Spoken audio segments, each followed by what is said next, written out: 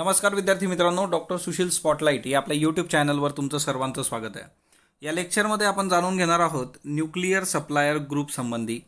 हे जे आहे हे न्यूक्लिअर सप्लायर ग्रुपचं लोगो आहे आणि न्यूक्लिअर सप्लायर ग्रुपचे याआधीही आपल्याला काही रेफरन्सेस आले होते, त्या अनुषंगाने आपण हे बघणार आहोत. तत्पूर्वी आपला हा टेलिग्राम चॅनल आहे, हा टेलिग्राम चॅनल सायमल्टेनियसली फॉलो करा आणि फेसबुकवरचाच डॉक्टर सुशील स्पॉटलाइट नावाचा ग्रुपही तुम्ही सायमल्टेनियसली फॉलो करा. NHG काय प्रकरण आहे आता, नॅशनल न्यूक्लिअर सप्लायर ग्रुप जे आहे 1974मध्ये ही संकल्पना समोर आली. ॲक्च्युली हा असा इनफॉर्मल ग्रुप आहे. आता 1974मध्ये का समोर आलं तर त्याला कुठंतरी भारत जबाबदार आहे. आपण जी न्यूक्लिअर टेस्ट घेतली होती स्माइलिंग बुद्धा, तर त्या स्माइलिंग बुद्धाच्या रिस्पॉन्समध्ये न्यूक्लिअर सप्लायर ग्रुप नावाची संकल्पना समोर येते 1974मध्ये. हा एक मल्टीलॅटरल एक्सपोर्ट कंट्रोल रिजिम आहे. म्हणजे एखाद्या देशाने नेमकं काय निर्यात करायची त्याला निर्बंध घालणारी एक व्यवस्था असते जी मेंबर कंट्रीजला लागू होते. तर असं एक मल्टीलॅटरल एक्सपोर्ट कंट्रोल रिजिम. आता नावातच आहे न्यूक्लिअर सप्लायर, म्हणजे न्यूक्लिअर वेपन्स किंवा त्याला न्यूक्लिअर वेपनसाठी लागणाऱ्या वस्तू, त्याच्या संबंधीचं रॉ मटेरियल ते तुम्ही एक्सपोर्ट करता कामा नये. म्हणजे न्यूक्लिअर एनर्जी ही पीसफुल याच्यासाठी वापरली गेली पाहिजे, याच्यासाठी NHGचा उद्देश आहे.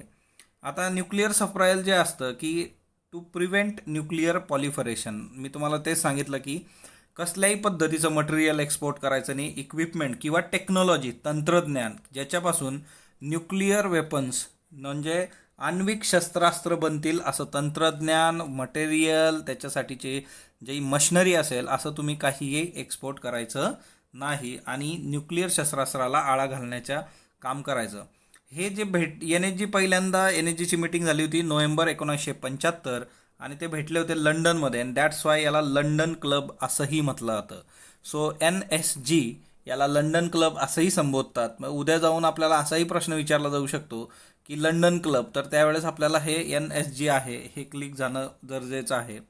ही कुठलीही फॉर्मल ऑर्गनायझेशन नाही आहे आणि याच्या ज्या गाईडलाईन्स असतात त्या बाइंडिंगसुद्धा नाही आहेत.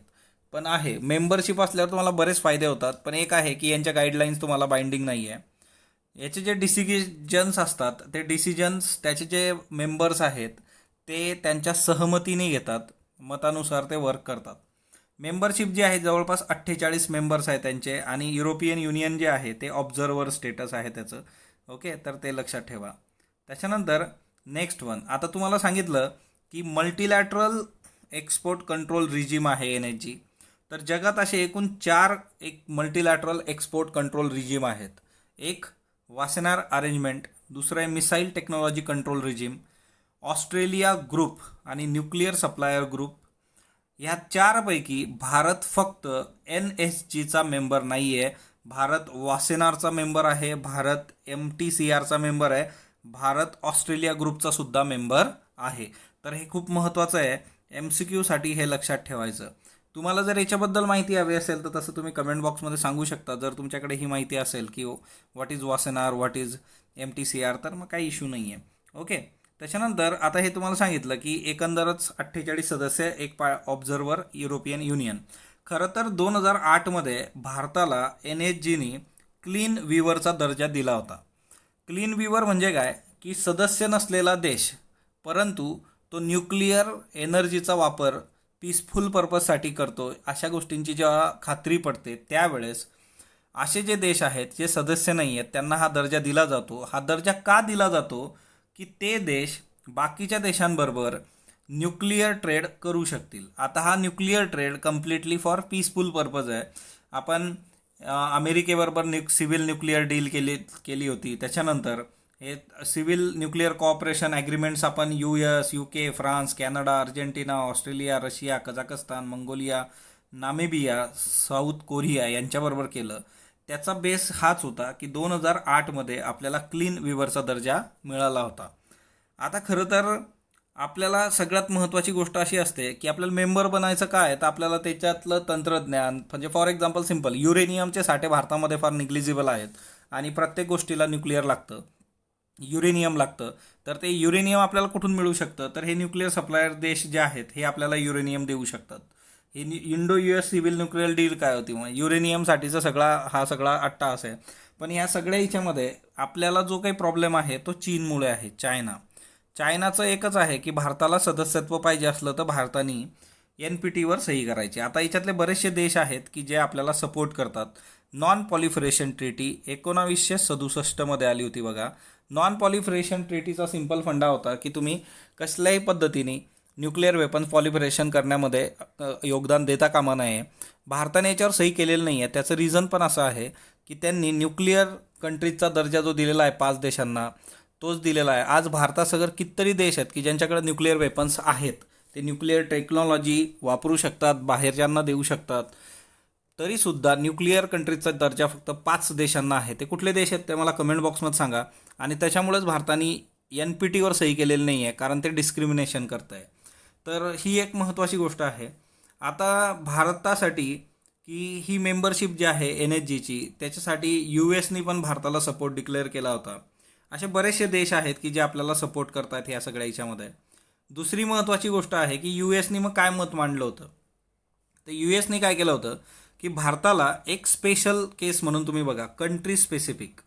ओके, म्हणजे फक्त भारताबद्दल आपण बोलूयात. आपले नियम काय आहेत ते पण बघू आपण की मेंबरशिपसाठी काय नियम आहेत ते जर आपण बाजूला ठेवू. आणि लाईक माइंडेड कंट्री या हिच्याने की आपण जसा विचार करतो त्याच पद्धतीने हा देश विचार करतो. फक्त एवढंच आहे की त्यांनी NPTवर सही केलेलं नाही आहे.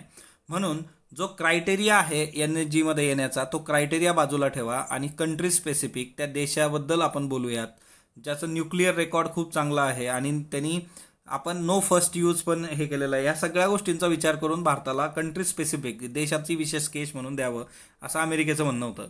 आता मेंबरशिपचे क्रायटेरिया काय आहेत तर ॲबिलिटी टू सप्लाय आयटम्स. आता याच्यामधले जे काही आहेत की मग आता ट्रान्झिटमधले जे काही सगळे आयटम्स आहेत in case of nuclear weapons तर त्या संबंधीच्या गाईडलाईन्स तुम्हाला फॉलो करायच्या आहे. त्याच्यानंतर जे काही गाईडलाईन्स एक्सपोर्ट संबंधी दिल्या जातील, डोमेस्टिक एक्सपोर्ट असेल तर त्या केसमध्ये तुम्ही डोमेस्टिकमध्येही ते तितकंच प्रॉपरली इन्फोर्स करणं गरजेचं आहे. त्याच्यानंतर तिसरं म्हणजे की चौथी गोष्ट म्हणजे काय की किमान एका न्यूक्लिअर नॉन पॉलिफरेशन ॲग्रीमेंटवर सही पाहिजे. म्हणजे किमान एका याच्यावर तुमची सही पाहिजे, आपली नाही आहे. त्याच्यानंतर इंटरनॅशनल एफर्ट जे केले जात आहेत आज न्यूक्लिअर वेपनचा प्रसार होऊ नये त्याच्यामध्ये तुम्ही खूप प्रॉपरली काम केलं पाहिजे. म्हणजे याचा एकच क्रक्स आहे की तुम्ही किमान हे जे 4 नंबरचं आहे हे खूप महत्त्वाचं आहे की तुम्ही किमान एक न्यूक्लिअर नॉन पॉलिफरेशन ॲग्रीमेंटवर सही करणं अपेक्षित आहे. ते भारताने केलेलं नाही आहे. भारताला याचा का फायदा होईल बरं, का आपल्याला NSG पाहिजे, तर सगळ्यात एक महत्त्वाचं की आपला जो असेस आहे तो वाढू शकतो. या सगळ्या मेंबर्स जे आहेत NSGमधले 48 मेंबर आहेत यांच्या याच्यातून आपल्याला न्यूक्लिअर टेक्नॉलॉजी आणि त्या बाबतीच्या गोष्टींमध्ये फायदा होऊ शकतो. मेक इन इंडिया सारख्या प्रोग्रामला याच्यामध्ये बूस्ट मिळू शकतो. त्याच्यानंतर दुसरं म्हणजे इंटेंडेड नॅशनल डिटरमाइंड कॉन्ट्रीब्युशन. आता हे बेसिकमध्ये पण आलं होतं बघा. जर तुम्हाला ही कन्सेप्ट प्रॉपर माहीत असली तर कमेंट बॉक्समध्ये सांगा. अदरवाईज मग आपण बघूयात, विचार करू, याचं पण एखादं लेक्चर बनवू. याच्यामध्ये भारताने 4 कमिटमेंट केलेल्या आहेत. तिच्यातली एक कमिटमेंट म्हणजे काय की 40% एनर्जी रिन्युएबलमधून आणि क्लीन सोर्सेसमधून भारताची येणार है ना. आता ह्या सगळ्या याच्यामध्ये जर आपल्याला क्लीन आणि रिन्युएबल एनर्जी 40% पाहिजे तर नक्कीच आपल्याला न्यूक्लिअर पॉवर प्रोडक्शनवर काम करावं लागेल आणि ते पीसफुल पर्पज करता वापरण्यासाठी त्याच्यासाठीचं काही रॉ मटेरियल आणि युरेनियम सगळ्या गोष्टी आपल्याला लागतील. म्हणून आपल्याला हे मिळालं तर आपल्यासाठी सोपं आहे. आता याचा प्रॉब्लेम काय येतो, आता नामिबियासारखा देश आहे. 2019मध्ये नामिबिया आपल्याला न्यूक्लिअर फ्युल म्हणजे युरेनियम देण्यासाठी तयार होता. परंतु नामिबियाचा प्रॉब्लेम असा होता की नामिबियानी पेलिनडाबा ट्रीटी साईन केलेली आहे. पेलिनडाबा ट्रीटी काय आहे, या ट्रीटीनुसार जे देश ही ट्रीटी साईन करतात ते युरेनियम आफ्रिकेमधून बाकीच्या यांना सप्लाय करू शकत नाही देशाला, बाकीच्या जगाला दे म्हणजे. तर हा एक प्रॉब्लेम झाला होता. तर ज्या वेळेस असं होऊ शकतं की जर NSG भारताने जॉईन केलं तर आपल्याला नामिबिया युरेनियम देऊ शकतो. म्हणून भारतासाठी हे फार महत्त्वाचं आहे, कारण हा सगळा म्हणजे लाल फितीच्या कारभारासारखं आहे याच्यामध्ये अडकण्यासारखं. तर पेलिनडाबा ट्रीटी जी आहे ती पण लक्षात ठेवा MCQ करता की आफ्रिकन देशांमधला ही ट्रीटी आहे की युरेनियम किंवा न्यूक्लिअर फ्यूल तुम्हाला आफ्रिकेच्या बाहेरच्या देशांना किंवा अख्ख्या जगाला देता येत नाही. त्याच्यानंतर दुसरी महत्त्वाची गोष्ट जी आहे की भारताला एक संधी मिळू शकते की जे NSGच्या गाईडलाईन्स आहेत तिच्यामध्ये चेंजेस, कारण एकदा तुम्ही सदस्य बनलं की तुमचं म्हणणं मांडणं आणि त्याला वजन येणं ह्या गोष्टी येतात. दुसऱ्या महत्त्वाच्या गोष्टी काय होतील, एक, आपल्याला न्यूक्लिअर मॅटरची प्रत्येक वेळोवेळी माहिती मिळेल, टाईमली इन्फॉर्मेशन. दुसरं म्हणजे काय, आपण पण इन्फॉर्मेशन देऊ शकतो. त्याच्यानंतर आपले जे काही क्रेडेन्शियल आहे ते कन्फर्म्स होतील ह्या सगळ्या याच्यामधून. त्याच्यानंतर हार्मोनी आणि कोऑर्डिनेशन ह्या दोघांसाठी हे एक महत्त्वाचं इन्स्ट्रुमेंट असणार आहे. आणि it is a part of very transparent process. जर भारत NSGमध्ये गेला तर गोष्टी सोप्या होतील आपल्यासाठी. तर हे सगळं प्रकरण आहे आणि NSGमध्ये भारताने जाणं हे काळाची गरज आहे. एकंदरच चीन एकीकडे पाकिस्तानला सपोर्ट करतो, ज्यांनी NPTवर सही केलेलं नाही आहे, आणि दुसरीकडे भारताला मात्र अपोज करतो NPTवर सहीसाठी, आणि ते दोघांचं कंपॅरिझन एका याच्यातच करतो. तर काळाची गरज हीच आहे की आजच्या डेटमध्ये US सारख्या कंट्रीजचा सपोर्ट मोठ्या प्रमाणावर घेऊन त्याला प्रॉपर स्टेजवर मांडणं आणि त्याच्यामधून NSGचं सदस्य बनणं ही खरंच काळाची गरज आहे भारतासाठी. स्पॉटलाईट बरोबर जोडलेलं राहा. स्पॉटलाईटला लाईक करा, शेअर करा, सबस्क्राईब करा. धन्यवाद विद्यार्थी.